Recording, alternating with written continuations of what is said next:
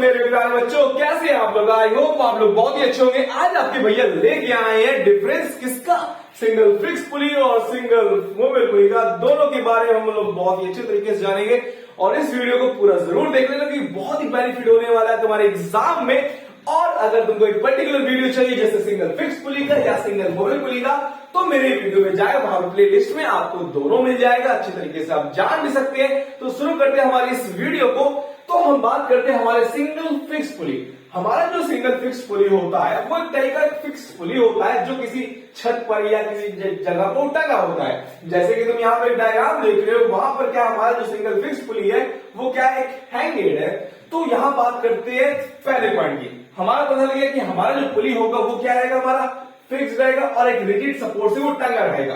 दूसरे की बात करते हैं हम, it is ideal mechanical advantage यहां देखने को मिलता है वन। क्यों यहां से कहने का मतलब, हम उस पुली पर हम जितना फोर्स लगाएंगे उतना ही लोड ऊपर जाएगा। मतलब कि कैसे, मैं जितना फोर्स लगाया उतना ही लोड ऊपर आएगा। अगर मैं कम फोर्स लगा रहा हूं तो कम लोड ऊपर आएगा, ज्यादा लगा रहा हूं तो लोड ऊपर ज्यादा मिलेगा। यहां पर क्या होता है, कोई भी ज्यादा फोर्स मल्टीप्लाई नहीं कर दे रहा। मतलब ये नहीं हो रहा कि अगर हम कम दम लगा रहे हैं और लोड ऊपर ज्यादा उठ रहा है, ऐसा कुछ भी देखने को नहीं मिलता है। यहां पर मैकेनिकल एडवांटेज वन देखने को मिलता है। मतलब कि जितना ज्यादा मैंने फोर्स लगाया, जितना ज्यादा मैंने एफर्ट लगाया, उतना ही ज्यादा लोड ऊपर आएगा। समझ में आया? अगर हम बात करते हैं सिंगल मोबाइल कॉइल की, तो ये क्या आता है, हमारा फिक्स नहीं रहता। ये हमारा फिक्स नहीं रहता और ये एक रिजिड सपोर्ट भी नहीं रहता इसमें। मतलब कि यहाँ पर कोई एक रिजिड सपोर्ट नहीं रहता, ये हवा में टंगा रहता है। भाई उसमें रोक बनी रहती है, ठीक है। अब बात करते हैं इसका मैकेनिकल एडवांटेज। और इसका मैकेनिकल एडवांटेज यहाँ पे 2 है। तो इसका मतलब है कि हम कम एफर्ट लगाएंगे और लोड ज्यादा ऊपर होगा। इसका मतलब क्या, ये फोर्स मल्टीप्लायर हमारा ये क्या पुली होता है। मतलब कि हम कम एफर्ट लगाने से ज्यादा लोड को उठा सकते हैं। यहां पर हम कम एफर्ट लगाएंगे और लोड ऊपर उठेगा ज्यादा। तो यहां पर जो मैकेनिकल एडवांटेज होगा 2 होगा और यहां पर मैकेनिकल एडवांटेज 1 होगा। क्योंकि हम क्या करें, जितना ज्यादा एफर्ट उतना ही ज्यादा लोड। यहां पर क्या होगा, हम कम एफर्ट लगाएंगे और लोड ज्यादा उठा सकते हैं। जैसे कि मैं 10 न्यूटन का फोर्स लगाकर एक 100 kg ऑफ वेट को आसानी से उठा सकता हूं। वहां पर हमको बाहुबली जरूरत नहीं होती है। ठीक, समझ में आया? अगर हम बात करते हैं इसकी वेलोसिटी की, सिंगल फिक्स पुली की, तो उसका वेलोसिटी रेशियो हमारा 1 है। मतलब कि अगर हम क्या करें, अगर एक पुली हम अगर 1 मीटर का खींच रहे हैं, अगर हम 1 मीटर खींच रहे हैं, तो एफर्ट भी हमारा जो लोड होगा वो भी 1 मीटर ऊपर आएगा। मतलब कि अगर हम 1 मीटर एफर्ट लगा के खींच रहे हैं तो 1 मीटर लोड हमारा ऊपर आएगा। हमने जितना खींचा लोड उतना ही ऊपर आएगा। तो इसका जो वेलोसिटी रेशियो होगा हमारा क्या होगा, 1 होगा। ठीक, अगर हम सिंगल मोबाइल पुली की बात करते हैं तो यहां पर वेलोसिटी रेशियो 2 देखने को मिलता है। इस केस में क्या होता है, हम एफर्ट तो ज्यादा हो रहा है पर लोड जो हो रहा है वो धीरे धीरे आ रहा है। मतलब कि मान लो मैं 3 मीटर रस्सी खींचा, ऊपर जो वो आया हमारा 1 मीटर केवल आया। मतलब कि हम ज्यादा खींच रहे हैं पर लोड आराम आ रहा है, टुक टुक टुक टुक टुक टुक टुक टुक आ रहा है। मतलब कि हम एफर्ट ज्यादा कर रहे हैं पर लोड हमारा धीरे धीरे आ रहा है। समझ में आया? अब बात करते हैं हमारे इसकी, the weight of pulley itself does not affect it's mechanical advantage. ये जो पुली का जो वेट होता है ये इफेक्ट नहीं करता मैकेनिकल एडवांटेज को। पुली का जो वेट होता है ये इफेक्ट नहीं करता किसको, मैकेनिकल एडवांटेज को। क्योंकि पुली का जो वेट है वो ऑलरेडी किसी हैंड ऑब्जेक्ट पर उठाता हुआ है, उसका मास वहां पर है। तो ये मैकेनिकल एडवांटेज को इफेक्ट नहीं करता है। क्योंकि जो पुली होता है हमारा वो क्या होता है, एक जगह टंगा होता है। तो उसका जो वेट होता है, जो मास होता है, ये तो पहले से रिजिड बॉडी ने उठाया है। तो उसका मैकेनिकल एडवांटेज में कोई भी इफेक्ट नहीं पड़ता है। अगर हम देखते हैं मोबाइल पुली का, तो इसमें क्या होता है, पुली का खुद का मास होता है। मतलब कि हम लोड भी उठाए और उस पुली का वेट भी उठाना पड़ेगा हमें।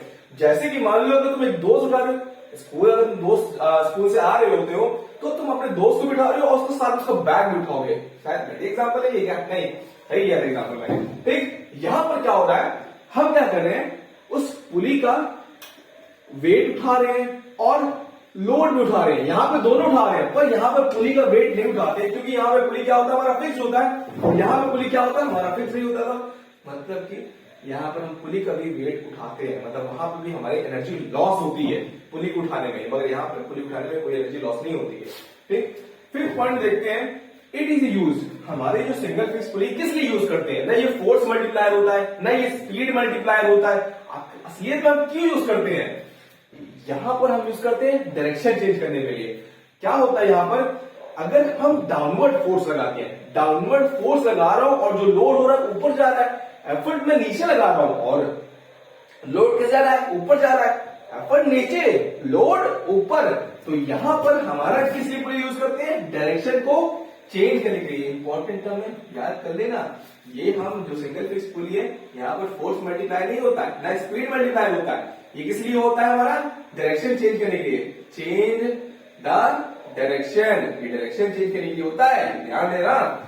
ये किस लिए यूज होता है? ये फोर्स मल्टीप्लाई के लिए होता है। क्यों? मैंने बताया था, हम कम एफर्ट लगाते हैं और लोड हैवी को आसानी से उठा सकता है। अगर मैं 10 न्यूटन का फोर्स लगा के 200 किलो वजन को भी आसानी से उठा सकता हूं, मतलब कि यहां पर हमारा फोर्स मल्टीप्लायर देखने को मिलेगा।